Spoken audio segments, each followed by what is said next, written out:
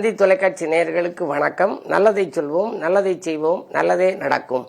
இன்று 23/10/2025 வியாழக்கிழமை, விசாகம் நட்சத்திரம், பின்னிரவு 4:36 வரை, பிறகு அனுஷம். இன்றைக்கு நான் உங்களுக்கு சொல்ல இருக்கிற நல்ல கருத்து, குருவை பற்றிய தகவல்கள் சொல்லணும். ஏன்னா இப்போ சமீபத்தில் 8/10/2025 அன்றைக்கு அதிச்சார கதியில் மிதுனத்திலிருந்து குரு பகவான் கடகத்துக்கு வந்திருக்கு. சரி, இங்கே எத்தனை நாள் இருக்கும் அப்படின்னு நீங்கள் தெரிஞ்சுக்கணும். 8/10/25 21/12/2025 வரைக்கும் கடகத்துக்குள்ளே இருக்குது. சும்மா இருக்கல, அது உச்சம் பெற்று இருக்கு, ஃபுல் பவரோட வலிமையாக இருக்குது. ஒரு நவகிரகத்தில் சுபகிரகமாக விளங்கக்கூடிய குரு வலிமையடைந்து இருக்கிற போது அதனுடைய பார்வைக்கு பலன் அதிகம் இருக்கும். ஆகையினாலே அது மாதிரி பார்க்கக்கூடிய இடங்கள் என்னென்னத்தை பார்க்குதுன்னா, விருச்சிக ராசியை பார்க்குது, மகர ராசியை பார்க்குது, மீன ராசியை பார்க்குது. இந்த 3 ராசிக்கு அற்புதமான பலன் கிடைக்கும்னு நான் உங்களுக்கு இந்த மாத பலனில் கூட சொல்லியிருந்தேன். அது மட்டும் இல்லை, இந்த குரு இப்போ கொஞ்சம் வக்கரமாகவும் இருக்குது. இருந்தாலும் கூட உச்சம் பெற்று இருக்கிற பொழுது நம்ம அதை பற்றி சிந்திக்க வேண்டியது இல்லை. குரு அப்படின்னாலே அது அந்த 2 எழுத்து, அது குரு பார்க்க கோடி நன்மைங்கிறது ஒன்று. மாதா பிதா குரு தெய்வம்னு நம்ம பழைய காலத்தில் படிச்சிருக்கோம். முதல்ல மாதா காட்டித்தான் பிதா யாருன்னு தெரியணும், தந்தை பிதா காட்டித்தான் குரு யாருன்னு தெரியணும், அந்த குரு காட்டித்தான் தெய்வம் யாருன்னு தெரியணும். ஆகையினாலே தான் கிராமப்புறங்கள் எல்லாம் கடிதம் எழுதுகிற போது பிள்ளையார் சொல்லி போட்டு குருவருளும் திருவருளும் துணை அப்படின்னு போடுவாங்க. குரு கடகராசிக்கு வர்ற போது, ஒவ்வொரு ராசியில் வர்ற போது என்னென்ன மாதிரி இருக்கும்னு சொல்லி ஒரு பழைய காலத்தில் ஒரு பாடல் உண்டு. ஜென்மத்தில் குரு வந்துச்சு அப்படின்னா, ஜென்ம குருவாக இருந்துச்சுன்னா வனவாசம் போயிடுவாங்க, ஜென்மராமர் வனத்திலேன்னு இருக்குன்னு. ஆனால் அப்படிலாம் நீங்கள் நினைக்க வேண்டாம். ஜென்மத்துக்கு குரு வர்ற போது இடமாற்றங்கள் வரலாம், வீடு மாற்றங்கள் வரலாம், தொழில் மாற்றங்கள் வரலாம். ஜென்மத்தில் குரு இருக்குங்கால் சீதையோ வனம் இருந்தாராம், உன்னத குருவும் 3 உலாவரும் போதில் படைகள் தன்னொடு துரியோதனனும் தரணியில் வீழ்ந்தான் என்பார். 3 குரு வருகின்ற பொழுது துரியோதனன் படை வீழ்ந்தது அப்படின்னு சொல்லி பழைய சரித்திரத்தில் இருக்கு. இருந்தாலும் என்னதான் பரிகாரங்கள் என்பதை உணர்ந்து செய்தால், அதுக்கு என்னதான் வழிபாடு, ஒன்று விதின்னு இருந்தால் அதுக்கு விளக்குன்னு ஒன்று இருக்கும்ல, விதி விளக்குன்னு. ஆகையினாலே தன்னிகர் இல்லா வாழ்க்கை தரணியில் உனக்கு வாய்க்கும், எண்ணிலா துயர் வந்தாலும் எளிதினில் விலகி ஓடும், மண்ணினில் வழிபாட்டாலே வரும் துயர் மறைந்து போகும்னு ஒரு பாடல் உண்டு. அதாவது துயரம் மறைய வேண்டுமானால் வழிபாடை நம்ம மேற்கொள்ளணும். விதியை மாற்ற முடியாது, விதியினுடைய வலிமையை கொஞ்சம் குறைக்கலாம். இப்போ ரொம்ப வெயிலாக இருக்குது, நம்ம வெயில் அதிகமாக இருக்கே, வேர்க்குது அப்படின்னா குளிரூட்டப்பட்ட அறைக்கு வர்றோம், ஏசி ரூமுக்கு. அப்போ அதனுடைய தாக்கம் குறையுது. சரி, குடை பிடிச்சிக்கிட்டு போகிறோம், அதனுடைய தாக்கம் குறையுது. ஆக எப்படியோ ஓரளவு அதை குறைக்க முடியுமே தவிர முழுமையாக அந்த வெயிலை நம்ம நிறுத்த முடியாது. ஆகையினாலே அதே மாதிரி குளிரையும் நிறுத்த முடியாது.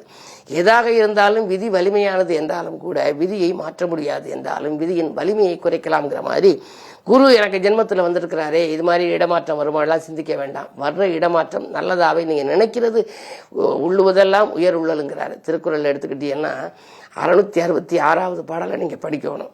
நம்ம எதை நினைக்கிறோமோ அதாவே மாறுவோம்னு சொல்லி அதில் இருக்குது. அந்த அடிப்படையில் இந்த குரு இப்போ மேசராசிக்கு 4ஆம் இடத்துல இருக்குது. உடனே சொல்லுவாங்க 4ஆம் இடத்துல அர்த்தாஷ்டம குருன்னு.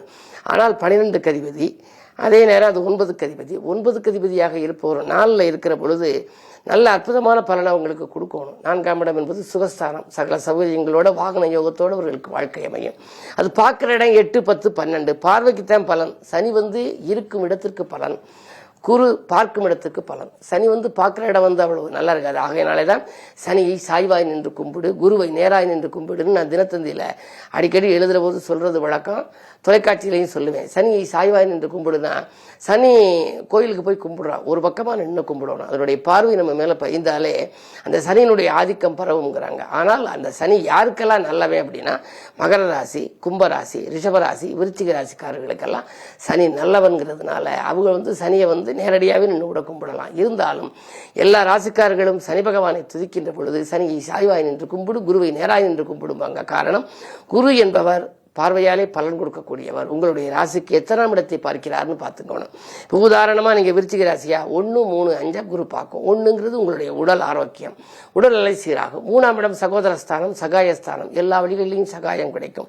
5ஆம் இடம் என்பது பூர்வ புண்ணியஸ்தானம், பாக்கியஸ்தானம்ங்கிறதுனால உங்களுக்கு சகல பாக்கியங்களும் கிடைக்கும். பிள்ளைகளாலும் உங்களுக்கு பெருமைகள் சேரும். வீடு வாங்குவது, சொத்துக்கள் வாங்குவதெல்லாம் உங்களுக்கு ஏற்படும். இப்படி குருவினுடைய பார்வையை வைத்து நீங்கள் பலன்களை அறிந்து கொள்வது நல்லது என்ற கருத்தை தெரிவித்து இன்றைய ராசி பலன்களை இப்பொழுது உங்களுக்கு வழங்கப் போகின்றேன்.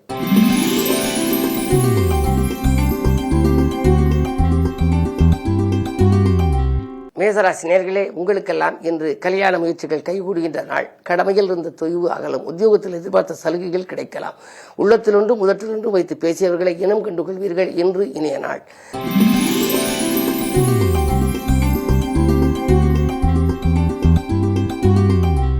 ரிஷபராசினியர்களே, உங்களுக்கெல்லாம் போட்டிகளை சமாளித்து வெற்றி காணுகின்ற நாள். புதிய திருப்பங்கள் ஏற்படும். ஒப்பந்தங்களில் கையெழுத்திட்டு மகிழப் போகின்றீர்கள். கல்யாண கனவுகள் நனவாகலாம். பெற்றோர் வழியில் இருந்த பிரியங்கள் கொஞ்சம் அதிகரிக்கலாம். அவர்கள் ஆதரவோடு தொழிலை வளப்படுத்திக் கொள்வீர்கள்.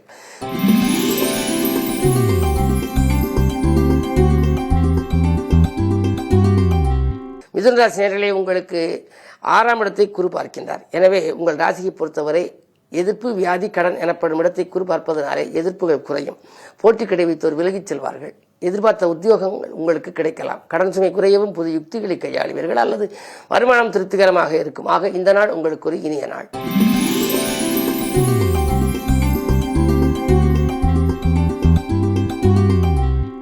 கடகராசினியர்களே, உங்களுக்கெல்லாம் இன்று மதிநுட்பத்தால் மகத்தான காரியம் ஒன்றை செய்து முடிக்கின்ற நாள்.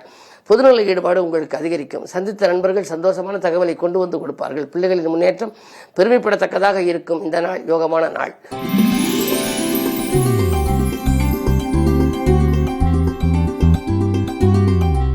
சிம்மராசினியர்களே, உங்களுக்கெல்லாம் இன்று பொறுப்புகள் சொல்வதை தவிர்க்க வேண்டிய நாள். 7ஆம் இடத்திலே சனி வக்ர இயக்கத்தில் இருக்கின்றார். யாருக்கேனும் நீங்கள் பொறுப்பு சொன்னால், அதிலும் குறிப்பாக பண பொறுப்புகள் சொன்னால் சிக்கல்கள் ஏற்படலாம்.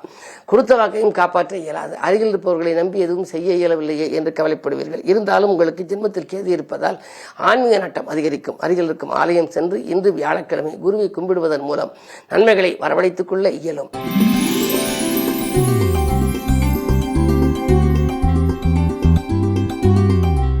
கன்னிராசினியர்களே, உங்களுக்கு வீட்டு செலவுகள் அதிகரிக்கும் நாள். கூட்டு முயற்சியில் உங்களுக்கு லாபங்கள் கிடைக்கலாம். என்ன இருந்தாலும் உங்களுக்கு அயல்நாட்டிலிருந்து கூட ஒரு சிலருக்கு அழைப்புகள் இன்னும் வரவில்லையே என்று கவலைப்பட்டு இருப்பீர்கள். உத்தியோகத்திற்காக முயற்சி செய்து இருக்கும் இடத்தில் போதுமான சம்பளம் கிடைக்கவில்லையே, வேறு நல்ல வேலைக்கு செல்லலாமா? உள்நாடாக இருந்தாலும் அயல்நாடாக இருந்தாலும் இவ்வளவு முயற்சி செய்தும் இன்னும் அழைப்புகள் வரவில்லையே என்றெல்லாம் கவலைப்பட்டவர்களுக்கு இன்று ஒரு நல்ல பதில் கிடைக்கப் போகின்றது. 6ஆம் இடத்திலே சனி வக்கரம். 6க்கு அதிபதி வக்கரம் பெற்று ராகுவோடு கூடியிருப்பதனாலே உங்களுக்கு ஒரு புதிய இடத்திலிருந்து அழைப்புகள் வரும். நேர்முக தேர்வில் கூட உங்களுக்கு வெற்றிகள் கிடைக்கலாம். 12ல் கேது இருப்பதால் பயணங்கள் பலன் தருவதாக உங்களுக்கு அமையலாம். இந்த நாள் நல்ல நாள்.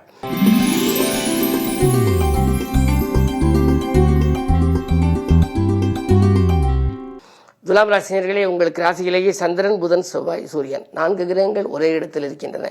எனவே உங்களுடைய வாழ்க்கை பாதை சீராகும், நேராகும். அதே நேரத்திலே உங்களுக்கு குருச்சந்திர யோகம் எப்படி செயல்படுகிறதோ அதே போல செவ்வாயும் சந்திரனும் இருந்து சந்திர மங்கள யோகம் செயல்பட போகின்றது. எனவே மங்கள நிகழ்ச்சிகள் மனையில் நடைபெறும். ஏதாவது ஒரு திருமணம் அல்லது பெற்றோர்களுடைய பணி விழாக்கள் அல்லது இல்லம் கட்டி குடியேற வேண்டும், இல்லம் வாங்கி குடியேற வேண்டும் என்றெல்லாம் ஒரு சுப செய்திகள் வரவில்லையே என்று கவலைப்பட்டவர்களுக்கு இன்று அது வருவதற்கான அறிகுறிகள் தென்பட போகின்றது. அது மட்டுமல்ல, இன்றைக்கு பாக பிரிவினர்களும் சுமூகமாக முடிவதற்கான அறிகுறி தென்படும். இந்த நாள் நல்ல நாள்.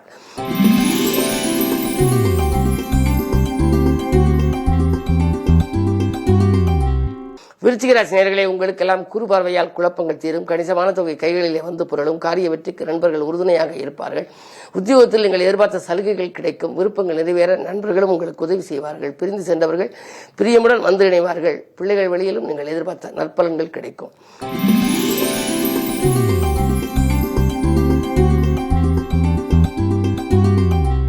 தனுசு ராசி நேயர்களே, உங்களுக்கு அஷ்டமத்திலே குரு வக்கர இயக்கத்தில் இருப்பதனாலே கொஞ்சம் தடைப்பட்ட காரியங்கள் இனி துரிதமாக நடைபெறும். திட்டமிட்ட காரியத்தை திட்டமிட்டபடியே செய்து முடிப்பீர்கள். பயணங்கள் பலன் தரும். பழைய வாகனத்தை கொடுத்துவிட்டு புதிய வாகனங்கள் வாங்குவதிலே கவனம் செலுத்துவீர்கள். அதே நேரத்தில் ஆரோக்கியத்தில் சிறு சிறு தொல்லைகள் உண்டு. ஜீரண கருவிகள் பழுதாவது அல்லது இரத்த அழுத்தம், ஏதேனும் கைவலி, கால்வலி, மூட்டு வலி போன்றவைகள் வரலாம். வரும் முன்னதாகவே காக்க வேண்டும். எனவே நல்ல மருத்துவ ஆலோசனைகளை பெறுவது நல்லது.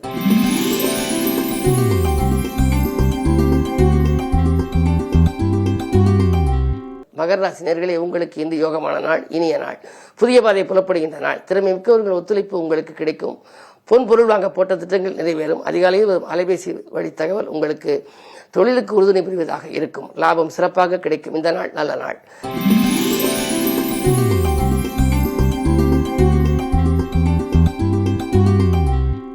கும்பராசினியர்களே, உங்களுக்கெல்லாம் அன்பு நண்பர்களின் ஆதரவு கிடைக்கின்ற நாள். உத்தியோக மாற்றங்கள் உறுதியாகலாம். உடன்பிறப்புகள் உறுதுணையாக இருப்பார்கள்.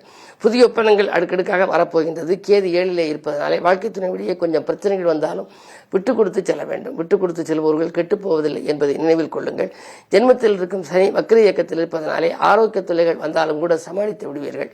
அதே நேரத்தில் உங்களுக்கு இன்று மதியத்திற்கு மேல் உங்கள் மனக்கலக்கம் அகலும் விதத்திலே எதிர்பாராத ஒரு தொகை ஒன்று இல்லம் தேடி வரலாம்.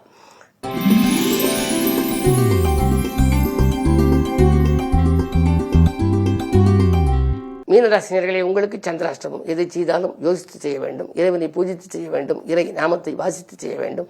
மனக்கசப்பு தரும் தகவல் வரலாம். தேவைக்கேற்ற பணம் வந்தாலும் கூட கடைசி நேரத்தில் தான் காரியங்கள் கைகூடலாம். 6லே கேது இருப்பதனாலே உறவினர் பகையும் வரலாம். நட்பு பகையாகலாம். எனவே மிக மிக கவனம் தேவை. அருகில் இருப்பவர்களின் ஆதரவு குறையாமல் பார்த்துக் கொள்ளுங்கள். ஆலய வழிபாட்டிலும் கவனம் செலுத்துங்கள். குறிப்பாக உங்கள் ராசிநாதன் குருவுக்குரிய வாரம் இந்த வாரம், குருவுக்குரிய கிழமை. எனவே அருகில் இருக்கும் சிவாலயம் சென்று குருவுக்குரிய கவசம் பாடி குருவை வணங்குவதன் மூலமாக நீங்கள் சந்திராஷ்டம நாளாக இருந்தாலும் கூட சங்கடங்களிலிருந்து விடுபட இயலும். மேலும் விவரங்கள் அறிய தினத்தந்தி படியுங்கள்.